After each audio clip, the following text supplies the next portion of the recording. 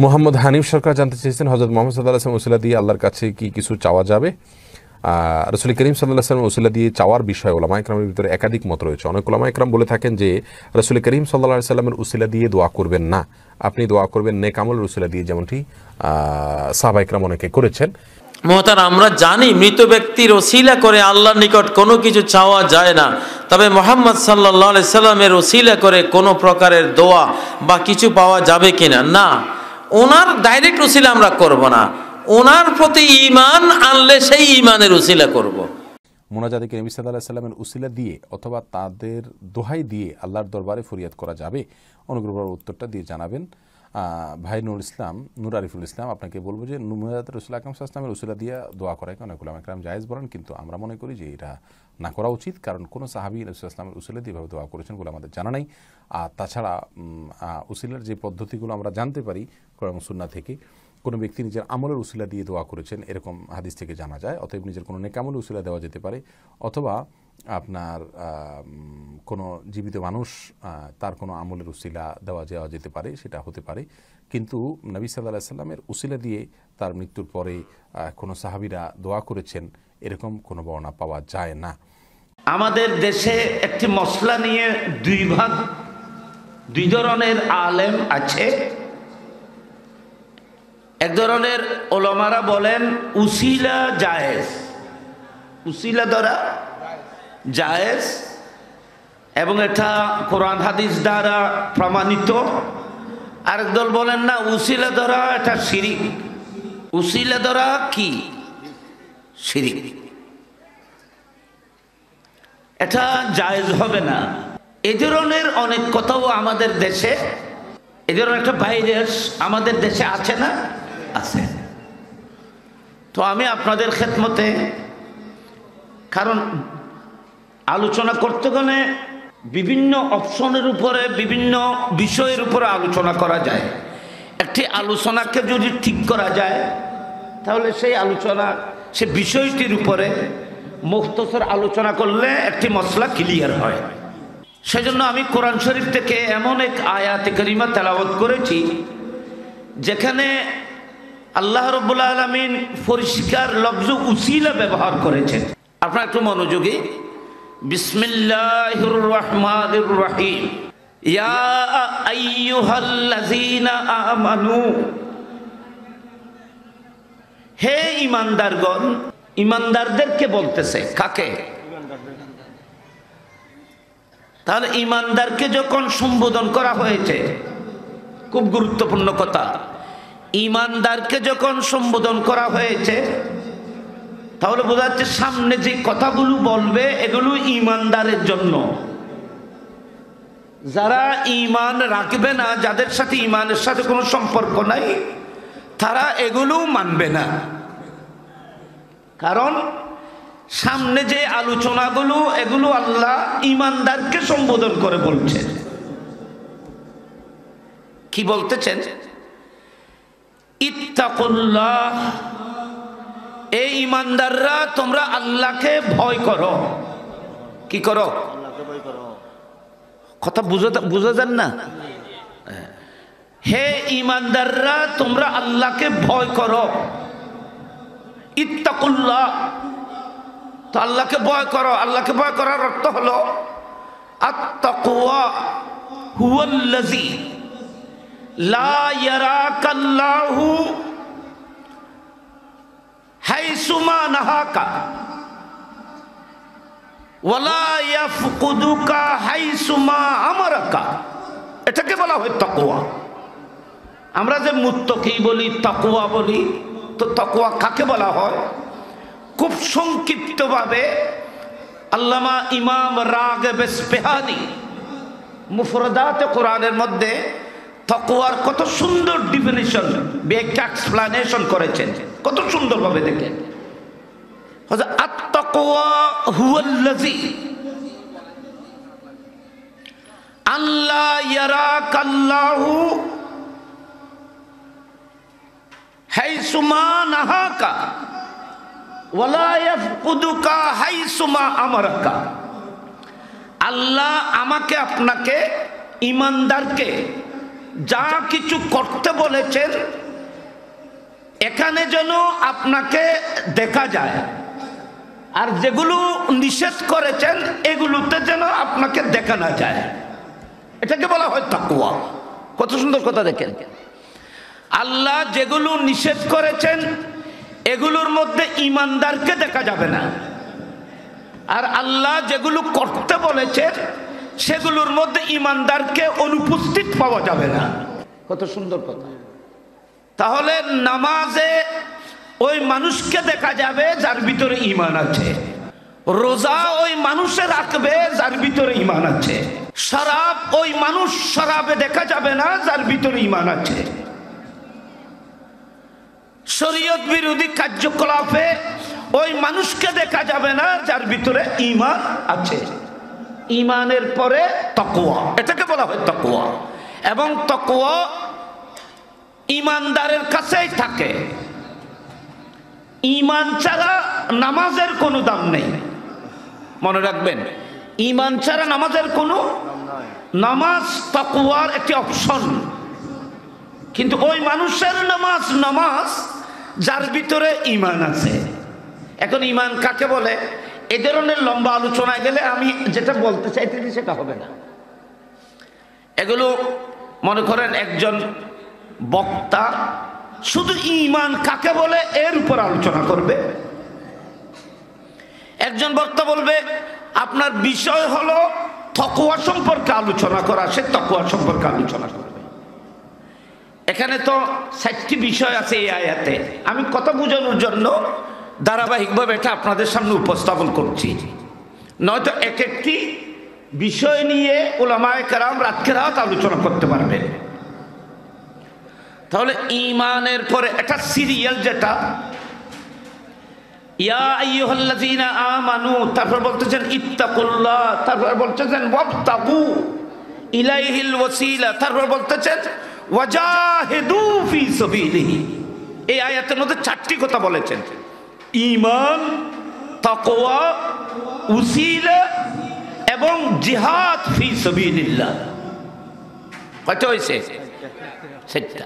তো 4টা বিষয়ে আলোচনা করতে গেলে তো 4টি বিষয়ে শেষ করা যাবে না, কিন্তু আল্লাহ এখানে তরতিব, সিরিয়াল বলেছেন।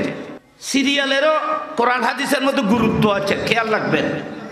কোরআন শরীফের মধ্যে বলেছেন ইজা কুমতুম ইলাস সালাতে, আপনারা একটু খেয়াল করেন, ইজা কুমতুম ইলাস সালাতে ফাগসিলু উজুহাকুম ওয়া আইদিয়াকুম ইলাল মারাফিকি ওয়ামসাহু বিরুসিকুম ওয়ারজুলাকুম ইলাল কাবাইন বা ওয়ারজুলাকুম।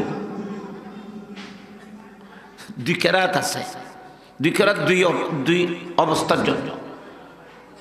ফাগসিলু উজুহাকুম ওয়া আইদিয়াকুম ইলাল মারাফিকি ওয়ামসাহু বিরুসিকুম ওয়ারজুলাকুম ইলাল কাবাইন। এখানে প্রথমে বলেছে ফাগসিলু উজুহাকুম, চেহারা ধৌত করো, চেহারার পরে হাত ধৌত করো, হাতের পরে মাথা মুছে করো। তরতিব ওয়াজিব। কেউ যদি বলে না মাথা মুছে আগে করে ফেলবো, কেউ যদি বলে না হাত আগে ধৌত করব, কেউ যদি বলে না আগে পা ধৌত করে ফেলবো তারপরে এগুলো করব, তাহলে আল্লাহ যে সিরিয়াল বলেছেন আপনার সিরিয়ালের খেলাপ করেছেন, এটা হবে না। সিরিয়ালও ওয়াজিব, তরতিব বলা হয়। তেমনি ভাবে এখানে এই সিরিয়ালও ওয়াজিব। প্রথমে তোমাকে ঈমানের প্রয়োজন, কারণ ঈমান না হলে তাকওয়া গ্রহণযোগ্য হবে না, আর তাকওয়াই যদি না থাকে তা আপনি উসিলার প্রয়োজন হবে না। তাহলে বোঝা যাচ্ছে ঈমান প্রথমে, 2 নম্বরে তাকওয়া, 3 নম্বরে উসিলা। ঠিক আছে? 3 নম্বরে কি? উসিলা। উসিলা ধরেও বসে থাকা যাবে না, আপনাকে সবসময় সতর্ক থাকতে হবে আপনার নিয়ামত যেন কেউ কেড়ে নিতে না পারে, সেজন্য আপনি সবসময় আল্লাহর রাস্তায় জিহাদ করে যেতে হবে। ঈমানও আছে, তাকওয়াও আছে, উসিলাও ধরেছ, তারপরও খতরা আছে আল্লাহ পর্যন্ত পৌঁছতে, তারপরও খতরা আছে। মাঝে মধ্যে রাস্তার মধ্যে আপনাকে দুশ্মন শয়তানের সাথে মোকাবেলা করতে হবে, তলোয়ার কোলা রাখতে হবে, যুদ্ধ করে হলেও আল্লাহ পর্যন্ত পৌঁছতে হবে। কোরআন শরীফ যেভাবে বলেছেন এভাবে 4টি জিনিস একজন মানুষের কাছে লাগবে। আপনারা একটু অ্যাটেনশন, আপনারা আমার এক কথার খেয়াল করেন। কেউ যদি বলে হুজুর আমি ঈমানদার, হয়েছে তো, কোরআন বলতেছে হয় নাই, আপনাকে তাকওয়া লাগবে। যদি বলেন আমি ঈমানদার এবং আমি মুত্তাকি, আল্লাহ বলতেছেন এখনো তুমি কামিয়াব হও নাই, তোমাকে উসিলা ধরতে হবে। উসিলা কেন ধরতে হবে? যেহেতু ঈমানও নিয়ামত, তাকওয়াও নিয়ামত। বাবা, ঈমানও কি নিয়ামত, তাকওয়াও নিয়ামত। নামাজ, রোজা, হজ, যাকাত আপনি ইবাদত করেছেন, সদকা খায়রাত করেছেন, 8 লক্ষ টাকা খরচ করে হজ করেছেন, এটা কি নিয়ামত নয়? তো আপনার হজ, আপনার নামাজ, আপনার রোজা, আপনার সদকা, আপনি এই যে নিয়ামত আপনি অর্জন করেছেন, এগুলো আপনি নিখুঁতভাবে আল্লাহ পর্যন্ত নিয়ে যেতে হবে। ঈমান নিখুঁতভাবে হেফাজত করতে হবে। তো আপনার ঈমান এবং তাকওয়া ডাকাতি হওয়ার জন্য সম্ভাবনা আছে রাস্তায়। মালতা এলিয়ে না ডাকাইতে আইব, কিছু দিয়ে মাল্যতা এলে ডাকাইতে আইব না, বলেন? মাল না থাকলে, সেজন্য সুন্নিদেরকে মতের বিছানায় তলকিন দিতে হয়, কারণ মাল আছে। কি আছে? কথা খেয়াল করবেন। মাল মানে কি? টাকা পয়সা না, ঈমান আছে। যেহেতু ঈমান আছে, সেহেতু ঈমান ডাকাতি করার জন্য শয়তান লেগে আছে। মতের বিছানোর শয়তান আপনার ঈমান ডাকাতি করার জন্য প্রচেষ্টা চালাবে। শয়তান কি মতের বিছানা পর্যন্ত শেষ, নাকি কবরেও যাবে? হাদিসে পাকের মধ্যে আছে, এখানে উলামায়ে কেরাম আছেন, আপনারা একটু মনোযোগী। কবরেও শয়তান যাবে। যখন প্রশ্ন করা হবে মান রব্বুকা, তোমার রবকে, ওয়ামা দীনুকা ওয়ামান নবীকা বলা হবে, মাজা তাআলামু বি হক্কি হাযার রাজুল বলা হবে, তখন শয়তান কবরে গিয়ে উনি বলবে এই মুমিন ঈমানদারের ঈমান আর আমল তাকওয়া, আমি মওতের বিছানায় ডাকাতি করতে পারি নাই, তাকে তো অ্যাক্সিডেন্ট করাইতে পারি নাই, তার ঈমান আর তাকওয়াকে ডাকাতি করতে পারি নাই, কমপক্ষে কবরে হলেও চেষ্টা করব, কবরে হলেও চেষ্টা করব। সেজন্য সে কবরে যাবে। মান রব্বুকা যখন বলবে তোমাকে ফেরেশতারা, শয়তান পিছন থেকে তোমার বাবার সূরত ধারণ করে, মায়ের সূরত ধারণ করে তোমাকে 2 আঙ্গুল দেখাবে, 3 আঙ্গুল দেখাবে, বলবে আমি খ্রিস্টান ধর্ম গ্রহণ করেছি, আমি ইহুদ ধর্ম গ্রহণ করে নেজাত প্রাপ্ত হয়েছি, এ আমার আদরের বেটা আল্লাহ 2 জন বলো। বাবার সূরত ধারণ করে শয়তান আপনার ঈমান ডাকাতি করার জন্য কবরেও আসবে। তাহলে বোঝা যাচ্ছে ঈমানের ডাকাত কবর পর্যন্ত যাবে। সুতরাং তলকিনও কবর পর্যন্ত করতে হবে। পাহারাদার কোথায় করতে হবে? কবর পর্যন্ত করতে। আমার নবী বলেছেন লাক্কিনু মাউতাকুম, এখানে সাকরাত থেকে শুরু করে যতক্ষণ পরীক্ষা চলবে ততক্ষণ তলকিন করতে হবে। মত মানি এন্ডা সাকরাত, এটাও বুঝায়, বাদাল মওত বুঝায়। কবলাল মওত যেমন বুঝায়, বাদাল মওত বুঝায়। যারা এন্দাল মওত মানে শুধু সাকরাতের সময় তলকিন করতে বলে, খাস করে এটা ভুল বলতেছে। কারণ মওতের বিছানায় ইয়াদ করে দেওয়ার কথা কেন বলতেছে? যেহেতু ওখানে শয়তান আপনার ঈমান আমল ডাকাতি করার জন্য হাজির হবে, সেজন্য তোমাকে পাশে বসে কলমায়ে তাওহীদ পড়তে হয়। মইয়তের পাশে, একটু মনোযোগী, মইয়তের পাশে বসে আপনাকে কলমা পড়তে হবে। কি পড়তে হবে? আস্তে আস্তে কলমা পড়তে হবে, লা ইলাহা ইল্লাল্লাহ মুহাম্মদুর রাসূলুল্লাহ। আপনি পাশে বসে মইয়তকে যা সকরাত চলতেছে তাকে কলমা পড়ো হুকুম করবেন না, শরীয়ত বলতে যে হুকুম করতে পারবেন না, বরং ওনার পাশে বসে বসে কলমায়ে তাওহীদ পড়বে। বাম পাশে বসে ইস্তেগফার পড়বে। তো ইস্তেগফার কেন পড়তে বলা হয়েছে? যেহেতু এখানে শয়তান তোমার বাবার ঈমান ডাকাতি করার জন্য আসবে। আপনারা একটা চিন্তা করে দেখেছেন কোনোদিন ইমাম ফখরুদ্দিন রাজির মতো ব্যক্তির ঈমানকে ডাকাতি করার জন্য শয়তান ইমাম ফখরুদ্দিন রাজিকে পর্যন্ত মওতের বিছানাতে ঈমান ডাকাতি করতে চেষ্টা চালিয়েছিল। কত বড় আলেম, কত বড় আলেম, কত বড় মুহাক্কিক তিনি। উনি যে তাফসীরের কিতাব লিখেছেন এটা তাফসীরুল কবির, ফুতুহুল গুয়ুব। পৃথিবীর মধ্যে উনার তাফসীরের কোনো মেসাল নাই।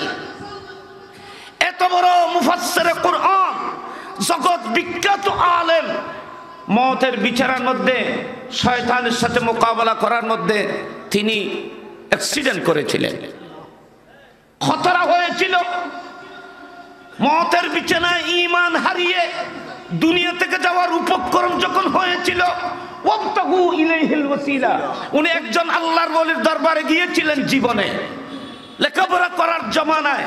হযরত নজমুদ্দিন কুবরা তিনি আসরের নামাজের উযু করতেছে, তিনি বেলায়েতের চোখে দেখেছিলেন ইমাম ফখরুদ্দিন রাজি বিপদে পড়েছে। উজুর পানি নিক্ষেপ করেছিলেন। নিক্ষেপ এই পানি 1000-1500 মাইল দূর থেকে এই পানি ফখরুদ্দিন রাজির চেহারায় এসে পড়েছিল। হযরত ইমাম ফখরুদ্দিন রাজি নজমুদ্দিন কুবরার মাঝে পার্টিশন ছিল না, দূরত্ব ছিল না, কাছে কাছে হয়ে গেছে। নজমুদ্দিন কুবরা ফখরুদ্দিন রাজিকে দেখতেছেন, ইমাম ফখরুদ্দিন রাজি নজমুদ্দিন কুবরাকে দেখতেছেন। উনি বলতেছেন, বাবা এ ফখরুদ্দিন, তুমি অনেক এলমের খেদমত করেছো, আমার নবীর দ্বীনের খেদমত করেছো, কোরআনের তাফসীর করেছো, তুমি আমার কাছে বায়াত গ্রহণ করো নাই, কিন্তু তোমার বন্ধুর সাথে একদিন আমার দরবারে তুমি এসেছো, আমার দোয়া নিয়েছ, কিন্তু আজকে বিপদের দিন আমি তোমার ঈমানকে পাহারা দিচ্ছি, এজন্য ওয়াবতাগু ইলাইহিল ওয়াসিলা বলা হয়েছে। ডাকাত শয়তান তোমার ঈমানকে ডাকাতি করার জন্য, তোমার তাকওয়া, ঈমান ডাকাতি হয়ে গেলে তো তাকওয়া ডাকাতি হয়ে গেছে, কারণ ঈমান চলে গেলে তো তাকওয়া চলে গেছে, আর কিছু রইল না। সুতরাং তোমার এই ঈমান ডাকাতি করার জন্য শয়তান তোমাকে তার সর্ব শক্তি দিয়ে তোমার ঈমান ডাকাতি করার জন্য চেষ্টা করতেছে। শয়তানের সাথে কথা বলিও না, শয়তান এদিকে পলায়ন করেছে। নজমুদ্দিন কুবরা বলতে, তুমি আমার মুখে মুখে পড়ো লা ইলাহা ইল্লাল্লাহু মুহাম্মাদুর রাসূলুল্লাহ সাল্লাল্লাহু, শেষ পর্যন্ত আল্লাহু আকবার।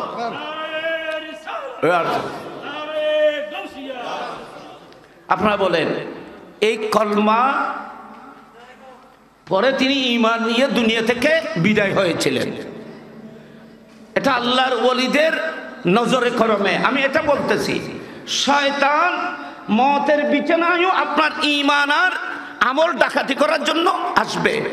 ডাকাত যখন পিছে লাগা আছে, আপনাকে সেইভাবে চলতে হবে না, বলেন? আচ্ছা আপনারা বলেন, ডাকাত কি মালদারের পিছনে থাকে না ফকিরের পিছে? মালদারের পিছে থাকে। তাহলে পাহারা কি মালদারকে দিতে হয় নাকি যার কাছে মাল নাই তাকে দিতে হয়? মালদারকে দিতে হয়। তাহলে কবরে তলকিন করা মানে মইয়তকে পাহারা দেয়া। সুবহানাল্লাহ বলেন না? আহলুস সুন্নাত ওয়াল জামাতের রিকশাওয়ালা হলেও মালদার, তার কারণ সে ঈমান নিয়ে, ঈমানের দৌলত নিয়ে কবরে গেছে। এটা ঠেলাগাড়িওয়ালা হলেও সে যদি রাসূল পাকের আশিক প্রেমিক হয়, সে যদি আহলুস সুন্নাত ওয়াল জামাতের অনুসারী হয়, মুস্তাফার অন্তরে প্রেম ভালোবাসা, অন্তরের মধ্যে নবীর প্রেমের আগুন যদি সে স্থাপন করে থাকে, তাহলে সে ঈমান নিয়ে কবরে গেছে। সে তাকওয়া নিয়ে কবরে গেছে, তার ঈমান আর তাকওয়া কবরেও ডাকাতি হবে। সেজন্য সুন্নিদের কবরে তলকিন করতে হয়, পাহারা দিতে হয়, ঠিক কিনা বলেন? আর যারা বলে তলকিন নাই, তেলকিন নাই, যে না মাল নাই, কি নাই, মাল নাই, তো যাদের কাছে মাল নাই, এখানে পুলিশ ডাকলে মানুষ পাগল ডাকবে, এখানে মালেই নেই, এখানে পাহারার কি অর্থ? পাহারা ওই সমস্ত মানুষকে দেওয়া হবে যাদের অন্তরের মধ্যে ঈমান নিয়ে কবরে যাবে, এদের কবরে পাহারা দিতে হবে। ইন্তেকালের পরে মুনকির নকির সওয়াল জবাব করবে, সেখানে শয়তান ঈমান আর আমল তাকওয়া ডাকাতি করার জন্য যখন চেষ্টা প্রচেষ্টা চালাবে, সেখানে আমার নবী বলছেন যে লাক্কিনু মাউতাকুম, তোমরা এখানেও যেন শয়তান ডাকাতি করতে না পারে ঈমান, তুমি কবরের পাশে বসে বসে ইস্তেগফার পড়ো এবং ওই মুনকির নকিরের সওয়ালের জবাবগুলো তাকে শিখিয়ে দাও। একটু বড় করে বলুন না সুবহানাল্লাহ, শিখিয়ে দাও। ঠিকই আছে, আহলুস সুন্নাত ওয়াল জামাতের খবরের মধ্যে তলকিন করতে হয়। আর যদি কেউ বলে তলকিন করতে হয় না, এটা কোনো কিতাবে নাই, এটা যারা বলে তাহলে বোঝাচ্ছে তলকিন কিতাবে নাই, সেটা বলছে না, মাল নাই সেটা বলতেছে। নয়তো তলকিনের কথা ওয়াহাবিদের কিতাবেও আছে, আমি সেদিকে যাচ্ছি না, বলার এদিকে এই মশলার দিকে আমি যাচ্ছি না। আমি শুধু এটা বলতেছি যে ঈমান আর তাকওয়াকে ডাকাতি করার জন্য ফতর মধ্যে ডাকাত আছে না নেই? একটু বড় করে বলুন, আছে না নেই? ডাকাত দুই প্রকার, একটা হলো শয়তান ডাকাত, আর একটা হলো শয়তানের অনুসারী মানুষ ডাকাত। মিনাল জিন্নাতে ইউওয়াসবিসু ফি সুদুরিন নাসে মিনাল জিন্নাতি ওয়ান নাস। তাহলে বোঝা যাচ্ছে মানুষের কলবে, অন্তরের মধ্যে বিভিন্ন আসওয়া, শয়তানি আসওয়ার সন্দেহ সৃষ্টিকারী একদিকে জিন শয়তান যেমন আছে, অন্যদিকে মানুষ শয়তানও আছে। সুতরাং শয়তান ওয়াসওয়াসা দে এমন শয়তান থেকেও আপনাকে মাহফুজ থাকতে হবে, সতর্ক থাকতে হবে, মানুষ শয়তান থেকেও সতর্ক থাকতে হবে, ঠিক কিনা বলেন? তাহলে বোঝা যাচ্ছে মাল থাকলে পাহারা দিতে হয়, মাল থাকলে। খুদ রাসূল পাক কবর শরীফে নেমে আল্লাহর কাছে দোয়া করেছিলেন, আল্লাহ অমুককে লাক্কিনহু হুজ্জাতাহা, লাক্কিনহা হুজ্জাতাহা। কবরের মধ্যে খুদ মুস্তাফা নেমে বলেছিলেন, আল্লাহ ওই মাকে, ওই মহিলাটিকে আল্লাহ তুমি কবরের মধ্যে তার তৌহিদের দলিলটাকে তুমি দান করো। এটা খুদ মুস্তাফা কবরে নেমে তলকিন করেছিলেন। আল্লাহু আকবার বলেন, আল্লাহু আকবার। কথা আমি হাদিসের মাঝখানে একটা টুকরো বলেছি, আমি হাদিসটি একটু পূর্ণ বলি, আপনাদের মজা লাগবে এবং খুব গুরুত্বপূর্ণ। আবার সেই হাদিসেও উসিলের দলিলটি আছে। এটা হাদিস হযরতে আনাস বিন মালিক রাদিয়াল্লাহু তাআলা থেকে বর্ণিত। বাবা খাতুন হযরতে আনাস ইবনে মালিক, সবাই বলি রাদিয়াল্লাহু তাআলা। আর বাজি তারা বুঝেন না, মুরব্বী হলে বুঝেন না, এখানে খেয়াল রাখবেন, বাজি এগুলো মিডিয়ার মধ্যে আসতেছে, সেজন্য আপনাদের খেদমতে আমি এই নিখুঁত কথাগুলো বলতেছি, আপনারা এগুলো আমল করবেন। আর যা বলতেছি এগুলোর জিম্মেদারি আমি, জিম্মেদারি মানে এর উপর কেউ এতরাজ করলে আমি জবাব দেব, আপনাদেরকে জবাব দেওয়ার প্রয়োজন নেই, জবাব আমি দেব। হাদিস হযরতে আনাস বিন মালিক রাদিয়াল্লাহু তাআলা আনহু, এটা হাকিম মুস্তাদরাকে, হযরতে আবু ইয়ালা এবং অনেক হাদিসের কিতাবে এই হাদিসটি বর্ণিত হয়েছে। আপনারা একটু মনোযোগী। আপনারা জানেন রাসূল পাক সাল্লাল্লাহু আলাইহি ওয়াসাল্লামের একজন অতীব প্রিয় সাথী ছিলেন, রসুল পাকের কি ওনার কি কি হয়, শাশুড়ি কি হয়, শাশি হয়, শাসার স্ত্রী শাশি, শাশি বাতিজা এদের কাছে মায়ের মতো হয়। রসুল পাক সাল্লাল্লাহু আলাইহি ওয়াসাল্লামের শাশিদের মধ্যে দুইজন শাশির কথা হাদিসে পাকের মধ্যে বড় সুন্দরভাবে এসেছে। একজন নাম হযরতে উম্মুল ফজল। উম্মুল ফজল হলো হযরত আব্বাস রাদিয়াল্লাহু তাআলা আনহুর বিবি। হযরত আব্বাস রাদিয়াল্লাহু তাআলা রাসূল পাকের কি সাসাওয়া। হযরত আব্বাস কথা ওনারা খেয়াল করেন, মানে কে কে মেরুন গুজু বাজে তোমরা সুন্দরভাবে মা বলেন বইও কাদিস্টাম গুজু বাজে। রাসূল পাকের সাসা আব্বাস, আমার নবীর রাসূল পাক সাল্লাল্লাহু আলাইহি ওয়াসাল্লামের আব্বাজান হযরতে খাজা আব্দুল্লাহ রাদিয়াল্লাহু তাআলা আনহু হযরতে আব্বাস রাদিয়াল্লাহু তাআলা আনহুর ছোট ছিল। হযরতে আব্বাস রাদিয়াল্লাহু তাআলা আনহুর বিবি, ওনার নাম উম্মুল ফজল, হযরত আব্দুল্লাহ ইবনে আব্বাসের মা, আব্দুল্লাহর মা, ইবনে আব্বাসের মা, আবুল ফজল, উম্মুল ফজল। আমার নবী একদিন উম্মুল ফজলকে বলেছিলেন, মা তোমাকে সুসংবাদ, সুবহানাল্লাহ বলেন, মা তোমাকে সুসংবাদ। তখন আব্দুল্লাহ ইবনে আব্বাস পৃথিবীতে আসে নাই। হয়তো তোমার গর্ভ থেকে একটি সন্তান আসবে। রাসূল পাক বলেছেন তোমার গর্ভ থেকে একটি পুত্র সন্তান আসবে, উনি বাদশাদের বাদশা হবে। আব্বাস খলিফা পৃথিবীর মধ্যে অনেক, সমস্ত বাদশাদের বাপ ছিল আব্দুল্লাহ ইবনে আব্বাস। হুকুমতে আব্বাসিয়া ছিল না, অনেক আব্বাস খোলাফা পৃথিবীতে এসেছিল। এটা রাসূল পাকের ইলম গায়ব। আমার নবী গর্ভে থাকতে মাকে বলেছিলেন, মা আপনাকে সুসংবাদ, আপনি আপনার পেটের মধ্যে একজন বাদশাকে আমানত রেখেছেন। এটা কিভাবে নবী বলেছেন? আমাদের নবী গায়েব জানেন, ঠিক কিনা বলেন? আমাদের নবীকে আল্লাহ গায়েবের ইলম দান করেছেন। আমার নবী একদিন বলেছিলেন, এ উম্মুল ফজল, আন্না ফাতিমাতা সাতালিদু গুলামান।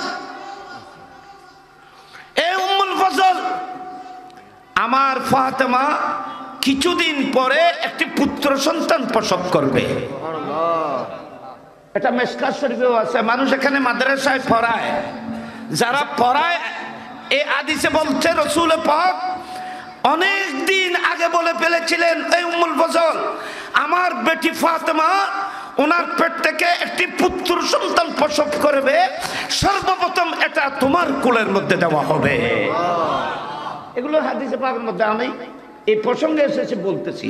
নয়তো নবীর ইলম গায়বের দলিল যদি শুধু বুখারী থেকে বলা হয়, এই ধরনের মাসকে মাস লাগবে। এতগুলো হাদিস শুধু ইমাম বুখারী নকল করেছেন।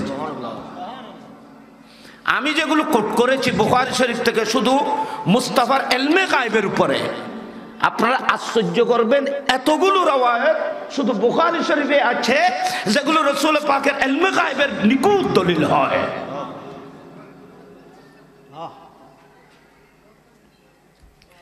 তো রাসূল পাকের আরেকজন শাশি ছিল যাকে রাসূল পাক বেশি মহব্বত করতেন, ওনার নাম ফাতেমা। ওনার নাম কি? ওনার নাম ফাতেমা বিনতে আসাদ বিন হিশাম।